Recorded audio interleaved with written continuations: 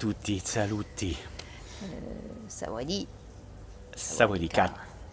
Alors, on arrive à la fin de notre séjour, après 40 jours passés en Thaïlande, 18 étapes, 3137 km, je crois bien, quelque chose comme ça, c'est écrit avant. Et on va faire un petit truc, trucs et astuces, comme on avait fait pour le Japon, les petits trucs qui peuvent aider si vous voulez venir ici. Oui. On commence par venir en Thaïlande.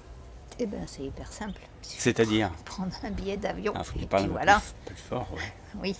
Ah ouais, c'est pas compliqué, il y a des vols de partout. Voilà, nous, on part de Lyon, on passe par Istanbul, mais il y en a vraiment. C'est simple la Thaïlande, c'est simple. On peut arriver à Bangkok, mais peut-être qu'on peut arriver dans d'autres. À Phuket, on peut arriver souvent. Arriver à Phuket, ouais. Donc Phuket, c'est plus dans le sud, donc si vous voulez aller plus dans le sud, c'est peut-être mieux d'arriver à Phuket. Voilà. Sinon, vous passez par Bangkok. Et Bangkok, on peut aller partout depuis Bangkok. Ouais. Ensuite, l'entrée. L'entrée à pour nous, Bangkok. Français, elle est facile, hein, l'entrée sur le territoire. Parce qu'il n'y Il y a a pas plus de visa. besoin de visa pour 60 jours. D'ailleurs, c'est 60 tamponné, jours. votre passeport, il y a un coup de tampon et vous avez votre date de sortie, donc il faut sortir avant cette date. C'est on ne peut plus simple, hyper facile. Et ça va très vite à l'aéroport en fait. Ouais. Ah ouais, ça va très vite et tout, c'est vraiment le top. Ça, la Thaïlande, pour rentrer et pour venir, facile. On parle de sortir de l'aéroport ou Non, pas tout de suite non, après pour aller dans Bangkok, non, chacun se débrouille un peu là. Il y a un métro à Bangkok. Oui, c'est simple aussi. Il y a un métro, c'est facile.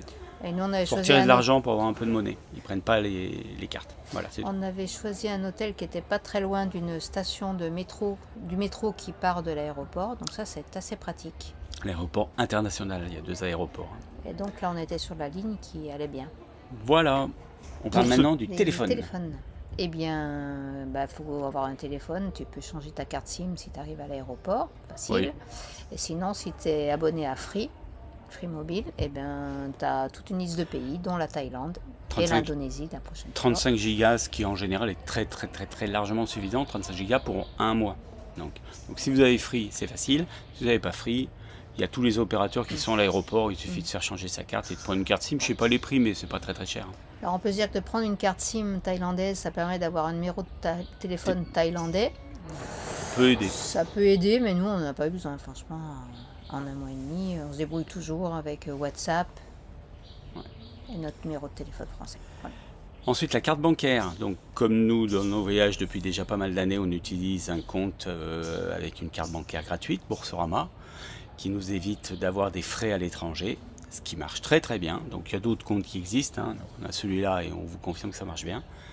Et rien à redire. Alors, le seul frais que vous avez, c'est quand vous êtes au retrait au distributeur. Il y a toujours des frais sur le distributeur, ça c'est incontournable. Donc en Thaïlande, ça a été toujours la même somme, c'est 220 bahts, c'est-à-dire un peu plus de 5 € de frais au retrait. Celui-là, on ne peut pas l'enlever, c'est pas possible. En revanche, il faut faire très attention, très attention à without conversion. Quand la machine, quand l'ATM, c'est des ATM, vous demande si vous voulez votre argent tout de suite ou without conversion, il faut faire without conversion. Ouais, faut pas leur demander de faire eux-mêmes la conversion parce que c'est eux sinon qui vont vous faire le taux de change. Alors vous aurez toujours vos bahts qui vont sortir, hein, mais eux vont faire le tôt de change et quand vous allez regarder votre compte, après vous allez voir que le taux de change c'est astronomique, la somme qu'ils prennent. Donc vous faites sans conversion, no without conversion, et terminé. Là, au moins, vous avez le taux de change pratiqué qui correspond bien au taux de change normal. Et là, c'est très bien. Donc, surtout, ne pas faire le taux de change sur le guichet. Autrement, on n'a pas vu de différence entre ATM ou banque. Non, après, il n'y avait pas de différence. C'était toujours 220 et les taux de change, c'est à peu près pareil après. Ça allait bien. Voilà pour cette partie. Alors, j'ai pris des notes parce que je ne rappelle pas tout. Les applications qu'il faut avoir sur son téléphone. Important. Pour voyager, les GPS. On commence par le Google Trad. C'est indispensable. Suivant l'endroit de Thaïlande où vous êtes, ici, il y a beaucoup de trucs qui sont écrits que en thaï. Pas dans le sud, mais dans le nord et dans des endroits perdus, que en thaï. Donc le Google Trad. Oui, mais c'est comme dans tout pays. Google Trad, il faut se méfier parce que... C'est pas toujours parfait. Hein. Voilà, et moi, ce que je fais, c'est que quand j'ai fait traduire du thaï au français ou du français au thaï, après, je fais dans l'autre sens pour voir si ça correspond bien. Parce que parfois, ça ne veut pas dire la même chose. Et ça peut faire des quiproquos rigolos. En format GPS, Google Maps et Maps.me. Maps.me, l'avantage c'est que c'est gratuit si jamais vous n'avez pas de Wi-Fi parce que vous n'avez pas pris une carte ou je ne sais pas trop quoi. Donc Maps.me, il suffit de charger la carte de la Thaïlande et ça marche bien. Et Google Maps, eh ben, parce que c'est bien et puis surtout vous pouvez regarder les hôtels et tout aussi, c'est pratique. Oui, et Google Maps, ça peut donner les moyens de transport collectif, mais aussi. Pas tout le temps. Pas tout le temps. Mais ça peut donner une idée. C'est quand même indispensable le Google Maps aujourd'hui. Oui. Et le Maps.me, c'est bien parce qu'il y a plus les chemins. Voilà. Par rapport pour se perdre. Oui, là où ça monte les escaliers. Ensuite, les applications pour les taxis comme Uber en Europe. Donc il y en a deux. Il y a l'incontournable Grab, qui est l'application sur l'Asie. Ça c'est top, hein, parce que c'est l'Uber, vous sélectionnez à l'endroit où vous êtes, là où vous voulez aller, ça vous affiche un prix, vous avez le gars, il accepte. C'est vraiment ce qu'il y a de moins cher. Et le prix est fixe, donc quand on a fini la course, on paye ce qui est écrit. Voilà. Et on a découvert, donc il y en avait un deuxième qui s'appelle Bolt, qui est dans le même topo. Alors on a trouvé à des endroits des différences de prix. Souvent Bolt est moins cher et on a eu des endroits où c'était même vachement moins cher. Ouais, 2 fois moins cher. Mais Bolt est pas aussi bien. Il n'y en a pas autant. C'est pas aussi développé, ouais. Grab, il y en a vraiment presque partout, sauf quand vous êtes dans les provinces. Villes, hein. Et dans les grandes villes, il y a, voilà. Dernière appli, eh ben, nous c'est Booking, parce que Booking.com, Booking.yeah, comme ils disent. Pourquoi tu fais la pub? En plus, elle est nulle, cette pub. Ouais, nous on utilise le plus souvent celle-là. On n'a jamais eu de soucis. Et par contre, faut savoir s'en servir. Faut fouiller, ouais. Faut fouiller. Après, quand on a choisi, il faut bien repérer sa chambre. Faut se méfier. Faut se méfier. Ils le font pas exprès parce qu'ils savent pas toujours bien utiliser Booking, mais que les photos de la chambre correspondent à la chambre. Ce qu'on vous a promis, oui. C'est bien de croiser avec Google Maps aussi, puisque Google Maps, il y a les hôtels. Donc comme sur Booking, il n'y a pas tout, vous en avez en plus sur Google Maps. Et puis surtout, regardez les avis. Alors nous, en tant qu'Européens, il faut regarder les avis d'Européens. Parce que c'est sûr que les Thaïs, les Indies et tout le monde, ils n'ont pas la même norme que nous d'un point de vue hôtel. Et ce qu'ils peuvent trouver très bien, vous risquez d'être déçus. Donc il vaut mieux regarder les avis et les avis récents. Voilà. Et après, ça se passe bien, hein.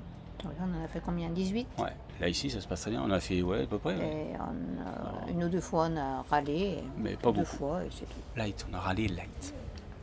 Ouais. En fait, bref. Mais c'est tellement facile. C'est fini pour les hôtels et les applications. Une dernière appli qu'on a oublié de dire que Anne utilise beaucoup et sur lequel elle met tout. Donc si vous voulez voir des détails, il faut aller voir ça. Oui, Polarstep parce que ça permet d'avoir j'y mets les noms des hôtels, les noms des restos souvent, une idée des prix et ça, il y a une carte pour savoir par où on est passé, donc c'est assez pratique et voilà, et comme ça je fais plus dans mon petit carnet de voyage, je fais plus que mes collages. Si vous voulez tous les détails, allez voir la carte de Anne, parce que là vous avez vraiment le détail du voyage, voilà. Du coup tout ce qu'on raconte pas en ligne et en vidéo. Voilà pour ça. Pour se déplacer, on a pris une fois le train, on est allé sur le site de thairailways.com. C'était facile, simple, billet en ligne. Bon. Oui, parce qu'on a pu payer sans numéro de téléphone thaïlandais, donc c'était bien. Donc ça, facile. Ensuite, les déplacements, c'est essentiellement du bus, nous, qu'on a fait. Il y a toujours le système de 12 Go Asia qui vous propose pas mal de bus et pas mal de choses, des tickets en ligne. Ça peut donner une idée, effectivement, sur où on peut aller. C'est plus cher. Hein. Bah oui, ils prennent leur com. Mais il y a aussi Rome de Rio. Rome de Rio aussi, qui exact. Peut donner les noms des compagnies de bus, par exemple. Voilà. Sinon, le plus simple, quand vous arrivez dans une ville, vous cherchez le terminal de bus et vous allez au terminal de bus. Alors c'est folklorique souvent quand ça parle pas bien, mais vous allez toujours trouver une solution à votre problème. Et évidemment, là souvent, c'est bien moins cher. Il n'y a pas photo. Mais on arrive toujours quelque part. Oui. Notre dernier moyen de transport préféré, je bafouille, c'est le scooter pour les scootouristes. Alors scooter, dès que vous pouvez louer un scooter en Thaïlande, louez un scooter. C'est top. Ça a été le même prix partout d'ailleurs. On est à 300 bahts partout. Une fois on a eu 250 et une fois ici on était à 350. Ça augmente un peu quand même les tarifs. Donc 300 bahts, on est à 8 €, un peu plus de 8 € par jour. Mais on a des scooters 125, 150 qui roulent bien, qui sont nickel. Les routes thaïlandaises sont top, vraiment. Il n'y a pas de trous et tout, ça craint pas. Si vous faites pas l'andouille, ça craint pas. Il y a aussi bien des 4 voies quand tu arrives dans une ville. 2 fois 4 voies ou bien des petits chemins, même des petites routes dans la campagne qui sont super belles. Et puis ça permet de découvrir autrement. Et c'est tellement facile et tellement simple qu'au moins vous vous évadez, vous faites ce que vous voulez. Et quand vous êtes comme ici en bord de mer, vous allez chercher un bateau là où vous voulez et pas forcément là où toutes les agences vous envoient. Et on découvre comme ça, comme notre sortie d'hier, des petits endroits absolument charmants. Et on aurait pu le faire plus, nos petites balades en scooter, en laissant nos gros sacs dans un hôtel et en partant avec des petits sacs et partir pour une semaine. On l'a fait une fois, on aurait pu le faire dans le sud, on n'avait pas programmé et ouais, c'est dommage. Je crois qu'on a tout dit. Oui, je sais pas. Et ben voilà, on a fini pour les trucs et astuces en Thaïlande. Hein. Ouais, j'en vois pas d'autres comme ça, mais bon, c'est facile en tous les cas. Et puis venez là, c'est sympa. Oui, il faut conclure sur la Thaïlande. Ce que tu veux. Oui, dire que c'est un pays, on a bien découvert le pays cette fois, qu'on n'avait pas fait la dernière fois, et que c'est un pays aux 1000 facettes. Et sympa et cool. Oui, très facile. Il y a des endroits touristes, des endroits sans touristes, c'est bien. À très très bientôt les amis, pour un nouveau départ. Oui, mais en Asie encore, désolé. Ciao. Bye bye. Vas-y, tu regardais en bas. Ah bah regarde en haut alors.